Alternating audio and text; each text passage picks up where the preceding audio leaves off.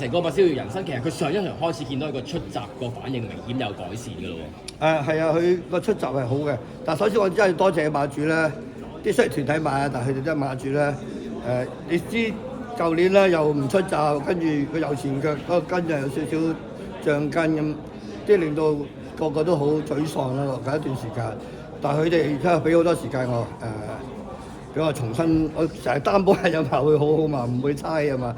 咁樣佢多謝佢信任我，俾機會我俾多啲時間我做好隻馬咁樣咯。好呢場嘅人馬好開心啊！反而係喺佢嘅健康問題同埋佢嗰個出閘反應嗰個問題上，其實你哋同團隊係花咗幾耐時間、幾多心機去糾正翻佢呢啲毛病咧？都好耐，因為阿陳醫生就即係睇我哋馬房阿 Lawrence，佢成日都叫我哋俾多啲時間，我都好聽陳醫生説話嘅。咁啊馬房嗰啲浸冰包冰啊，拉馬擦身啊，咁全部都係做到足咯咁樣嘅，係。